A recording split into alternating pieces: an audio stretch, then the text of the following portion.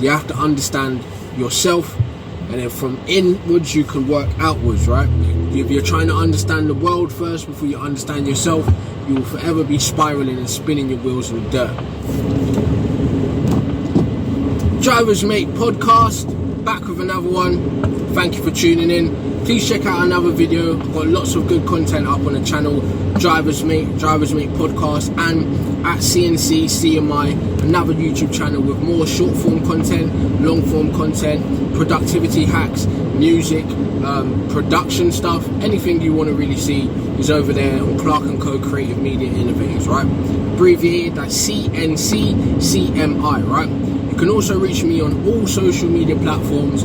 Shout out on Patreon, or in a DM, or in a comment, or in an email, driversmatepodcast@gmail.com. If you want me to react to something or speak about a particular subject, you can request that. Now, let's get into this. What I'm going to do today is I'm going to do a short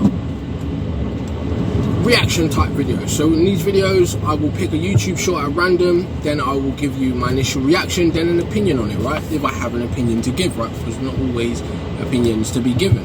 So cool. Let's go. If people are insulting you, you learn to not let it attack or even move your ego. In the beginning it's hard, but why would you ever let somebody else take away your life quality just by insulting you? That's facts. If people are insulting you, you learn. That's facts. So that looks like a Buddhist monk of some sort, right? That's speaking about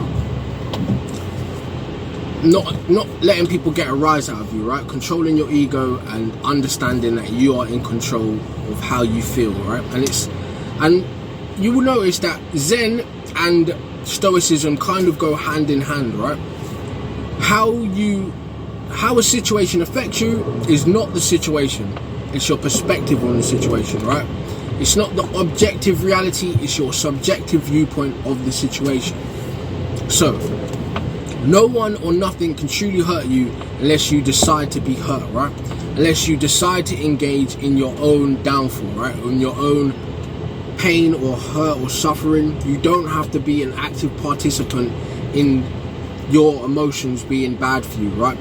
You can decide not to be hurt, you can decide not to take offense, and you could just overlook it, or you can conquer it and move on.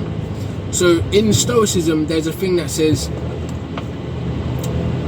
the uninstructed student, when something bad happens, will place blame on others, right?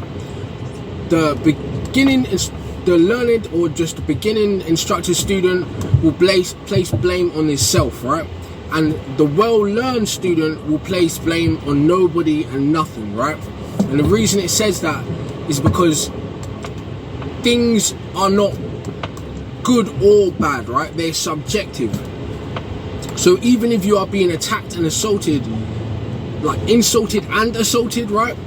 It's neither their fault or your fault, right? It just is, right? Now you look at the situation objectively and you deal with it objectively, right?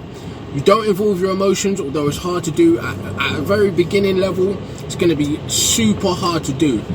But this is the test that builds discipline, builds the resilience, and you'll be able to actually practice your acquired knowledge, right? And your acquired patience. This every time you come up against something like this, it's a chance to practice everything you've learned, everything you studied, and use and apply that wisdom and knowledge, right? Understanding, wisdom, knowledge, understanding, right? And patience. So yes, you might be assaulted or insulted, right, in the beginning of your journey and react instantly, right? Or go home feeling emotional and it have a knock-on effect in your work, in your relationships, in your life, right?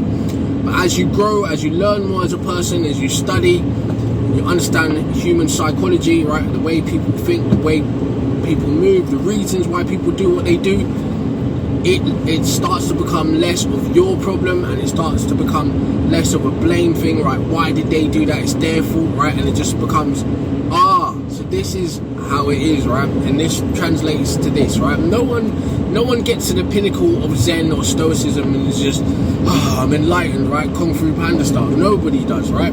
It's a hard, long, arduous process, right? But freedom requires you to be vigilant, right? It requires you to take responsibility and be connected in the moment to understand what it is that's happening and why it is that's happening, right? So once you understand that and you take that on board, nobody can truly offend you, right? No one can ruin your day, because you can look at them and say, alright, you said this about me, okay? Cool. Now I could respond and break you down as an individual, or I could really analyze why you said that, right? What's wrong with you? What might happen in your life? What makes you say that? Or I can just choose to dismiss you completely, right? And you're just nothing. You're not even a raindrop creating a ripple in my reality, right? You're nothing, right? You don't exist.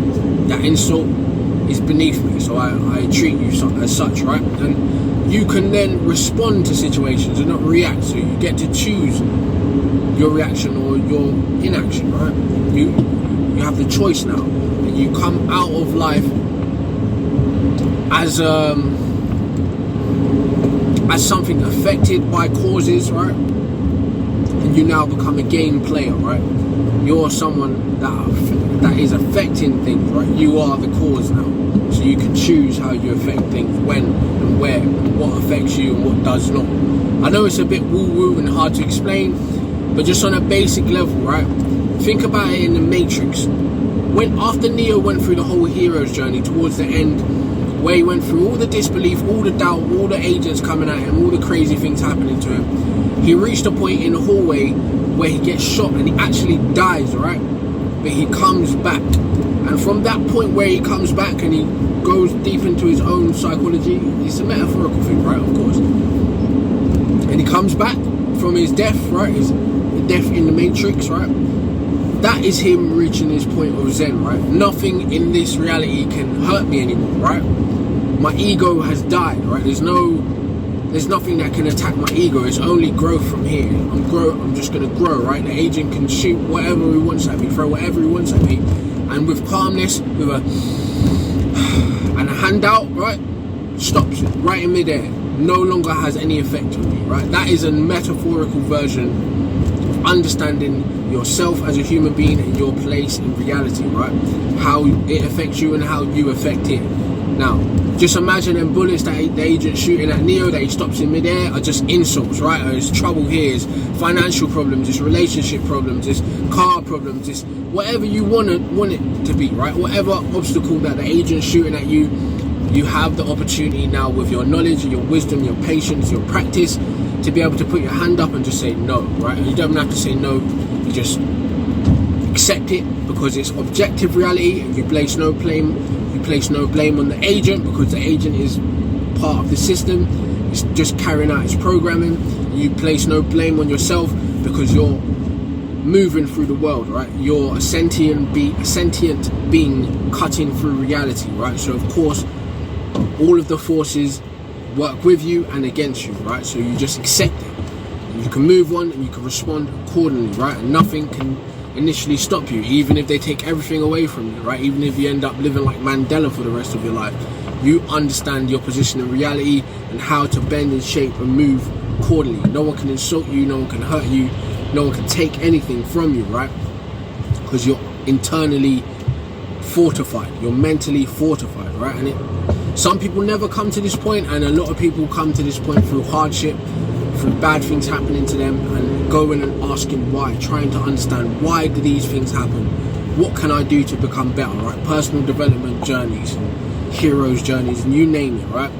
Everyone comes to these understandings in different ways, but it's universal knowledge, it's universal law. You have to understand yourself, and then from inwards you can work outwards, right?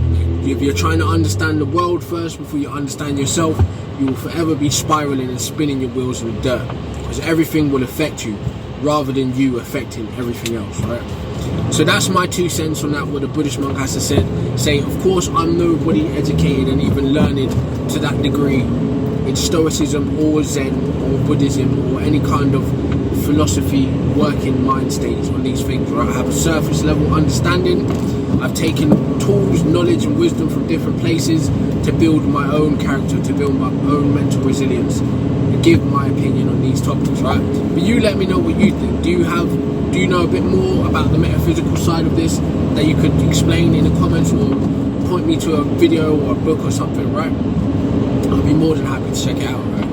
Because I love to learn more, especially if it's going to help me develop as a human being, as a person. I would really like to learn, right? So with that in mind, let me know what you think in the comments. Please check out another video. Lots of good content in the podcast, right, in its own playlist and on the channel Drivers Make Podcast, and also lots more content over at CNCCMI on YouTube, right? Lots of me, short form content, long form content, stuff that isn't necessarily suitable for a podcast, right? But it's good stuff, right? So thank you for your time. I appreciate you tuning in as always. Drivers Make Podcast. Have a nice day. Check me out on all the socials. Don't forget Patreon, right? See you later.